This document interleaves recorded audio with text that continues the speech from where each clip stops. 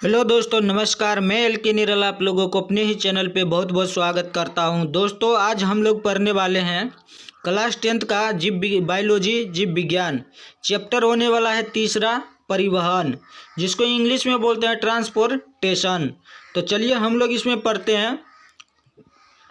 इसमें पहला टॉपिक जो है रक्त वाहिनियाँ। चलिए हम लोग इसको समझ लेते हैं, रक्त वाहिनियाँ क्या होता है। देखिए, कहता है रक्त के परिसंचरण के लिए शरीर में 3 प्रकार की रक्त वाहिनियाँ होती है, जो धमनियाँ, केशिका, यहाँ पे कोशिका लिखा गया जो कि केशिका होगा, ठीक है, केशिका तथा शिराएँ कहलाती है। तो देखिए, शरीर में 3 प्रकार के रक्त वाहिनियाँ होता है। देखिए, रक्त वाहिनियाँ मतलब हो गया जो रक्त को ले जाता है। पूरे शरीर में जो रक्त जाता है तो एक नस के माध्यम से जाता है, एक वाहिनी के माध्यम से जाता है, जिसको ही हम लोग कहते हैं रक्त वाहिनियाँ, ठीक है। तो हमारे शरीर में जो रक्त वाहिनियाँ होता है वो 3 प्रकार का होता है। पहला होता है धमनी, दूसरा हो गया केशिका और तीसरा हो गया शिराएँ। तो हमारे शरीर में रक्त परिसंचरण के लिए जो होता है वाहिनियाँ जो होती है वो 3 होते हैं। तो चलिए हम लोग एक एक करके पढ़ते हैं। सबसे पहले जान लेते हैं धमनियाँ के बारे में, है ना, धमनियाँ के बारे में। तो देखिए, यहाँ पर कहता है कि ये शुद्ध रक्त को हृदय से शरीर के विभिन्न भागों में ले जाती है। तो आप लोगों को ये ऑब्जेक्टिव में पूछेगा कि शुद्ध रक्त किस में बहता है, शिरा में कि धमनी में। तो देखिए, शुद्ध रक्त का जो फ्लो होता है वो हम लोगों का कहाँ होता है, वो धमनी में होता है। तो इसलिए कहता है ये शुद्ध रक्त को हृदय से शरीर के विभिन्न भागों में ले जाती है। धमनी जो होती है वो हृदय से शुद्ध रक्त को क्या करता है, शरीर के विभिन्न भागों में पहुँचाता है, ठीक है। फिर कहता है धमनी में ले जाती है। धमनियाँ विभिन्न भागों में बंटकर धमनिकाएँ बन जाती है। देखिए, यहाँ पर आप लोग देख पा रहे हैं कि इसमें जो है शिरा है और धमनी है, ठीक है। ये जैसे कि यहाँ से निकल रहा है ना, ये हो गया शिरा, जो कि इसको मतलब जो है ब्लू से दिखाया गया, और ये रेड वाला जो दिखाया गया ये है क्या, धमनी, ठीक है। देखिए, धमनी जो है ये आगे चल करके कितनी धमनिकाएँ में बंट जाती है ना, ऐसे धमनिकाएँ होता है ऐसे, तो ये आगे चल करके धमनिकाएँ में बंट जाती है। कहता है जो अंगों के अंदर शिराओं में विभक्त हो जाती है, ठीक है।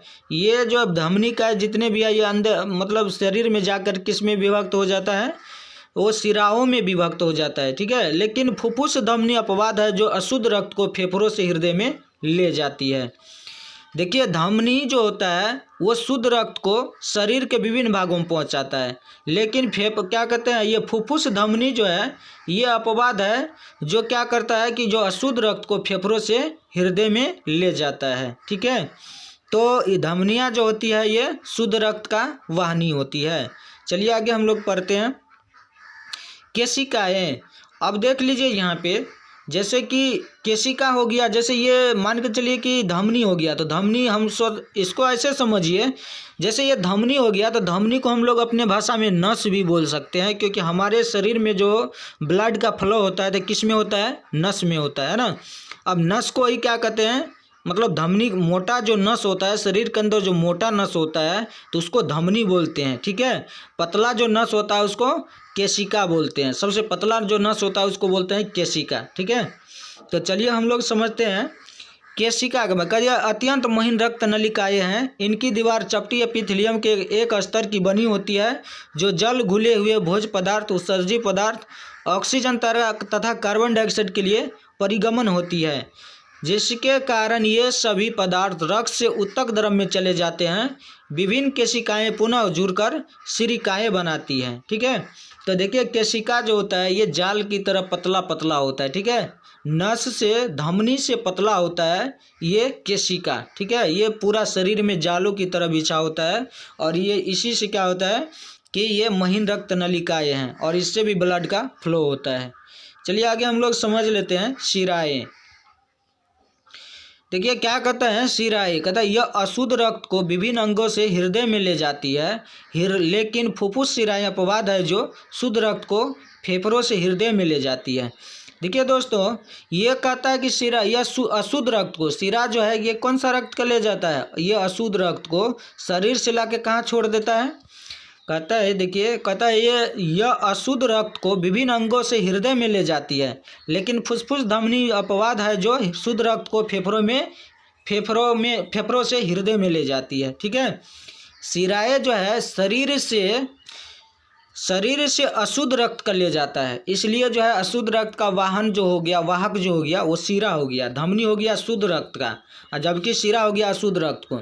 ये अशुद्ध रक्त का जितना भी शरीर में अशुद्ध रक्त होता है ये क्या करता है, ये ले आ करके हृदय को दे देता है। ठीक है, अशुद्ध रक्त उठा करके शिरा क्या करता है, शरीर के विभिन्न भागों से ये हृदय में पहुंचा देता है। लेकिन इसमें फुफ्फुस शिरा ये अपवाद है जो शुद्ध रक्त को फेफड़ों से हृदय में ले जाती है। ठीक है, तो ये आप लोगों को इतना ध्यान रखना है कि धमनी में शुद्ध रक्त बहता है। ठीक है, धमनी में शुद्ध रक्त बहता है जबकि शिरा में अशुद्ध रक्त बहता है। ठीक है, धमनी में शुद्ध और शिरा में अशुद्ध। धमनी में जो है, धमनी का जो छोटा छोटा जो भाग होता है वो केशिका कहलाता है, जो आगे चल करके ये क्या होता है, विभिन्न शरीर के विभिन्न भागों में पतला सा ये फैला हुआ रहता है। तो चलिए, आई होप आप लोगों को ये वीडियो पसंद आया होगा। यदि अच्छा लगा होगा तो हमारे चैनल को सब्सक्राइब कर लीजिए ताकि इस तरह का वीडियो जब भी अपलोड करेंगे तो सबसे पहले आपके पास पहुंचेगा। वीडियो में बने रहने के लिए बहुत बहुत धन्यवाद। फिर मिलते हैं नेक्स्ट वीडियो में, तब तक के लिए जय हिंद।